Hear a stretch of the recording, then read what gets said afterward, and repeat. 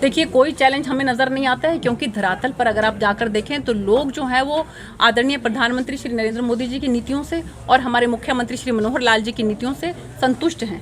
सभी काम जो है हमारी सरकार इस तरह से कर रही है कि हमारे किसान भाई, हमारे मजदूर भाई, हमारी महिलाएं सभी जो हैं वो सक्षम हों और वो आगे बढ़ें। तो मुझे नहीं लगता कि किसी तरह का कोई चैलेंज है। और एलनाबाद की जनता के बारे में मैं आपको कहूं तो अब वो त्रस्त हो गई है। वो चाहती है कि वो सरकार के साथ चले, वो चाहती है कि वो विकास के साथ चले। तो मुझे लगता है कि अब की बार इसलिए जो है वहाँ पर भारतीय जनता पार्टी और जजपा का जो गठबंधन का कैंडिडेट होगा उसको वहाँ से जीत मिलेगी, इस बात की मुझे पूरी उम्मीद है।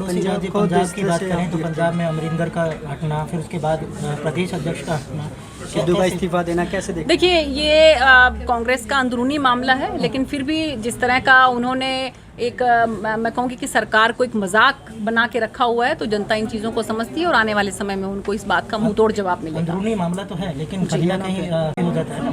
नहीं, देखिए, वो जो मिले हैं हमारे आदरणीय गृह मंत्री जी से, तो उन्होंने स्पष्ट किया है कि वो किस लिए मिले हैं, और ये हमारी पार्टी ने भी स्पष्ट किया है कि वो किस लिए मिले हैं। तो ये उनका मिलना, और इसके बाद तो पंजाब के मुख्यमंत्री भी मिल चुके हैं आदरणीय मोदी जी से, तो ये जो है आपस में पॉलिटिशियंस का मिलना जुलना जो है वो चलता रहता है। जी मैडम, सांसद 10 महीने से ज़्यादा किसान बैठे हैं, लोकसभा की बात करी जाए तो अब तो लगता है कि कहीं ना कहीं हल निकलना चाहिए। 700 से ज़्यादा शहादतें भी हो चुकी है जी। तो एज ए सांसद आपको लगता है कि सफल होना चाहिए कोई प्रोग्राम? देखिए, इसमें कहीं कोई दो राय नहीं। मैं बिल्कुल ये बात मानती हूँ कि बातचीत के माध्यम से हमारे किसान भाई जो हैं वो भी आगे आएँ, और सरकार तो पहले ही कह रही है, आदरणीय प्रधानमंत्री जी कह रहे हैं कि मैं सिर्फ एक कॉल की दूरी पर आप लोगों से हूँ, कि बातचीत के माध्यम से इसका समाधान निकलना चाहिए।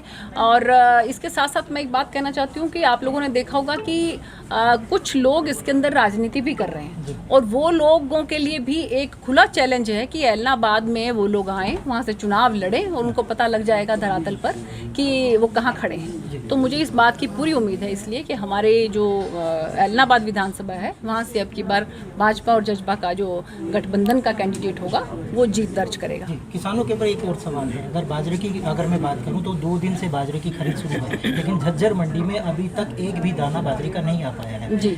और उससे कहीं ना कहीं जब हमारी आड़तियों से बात होती है तो उन्होंने कहा कि जो सरकार की जो पॉलिसी है वो ना तो किसानों को समझ आ पाई है, ना आड़तियों को समझ आ पाई है। तो जाहिर सी बात है कहीं ना कहीं आड़तियों को भी इससे नुकसान होगा।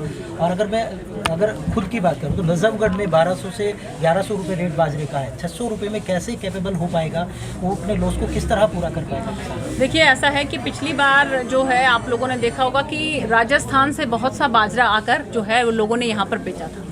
इसलिए आदरणीय मुख्यमंत्री जी ने ये कहा कि जो मेरी ज़मीन मेरा ब्यौरा जो है उस पोर्टल पे अगर वो अपना देते हैं, वहाँ पर पता लगता है कि इन्होंने यहाँ पर दिखाई है बाजरे की फसल है उन्होंने लगाई है, तो सरकार उसकी खरीद करेगी। इस बात की गारंटी जो है वो हमारे मुख्यमंत्री जी ने दी है। उन्होंने कहा कि 25% बाजरा जो है वो सरकार खरीदेगी।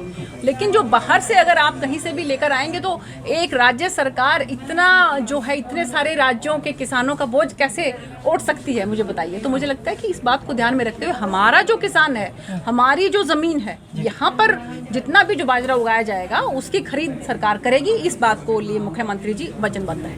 धन्यवाद।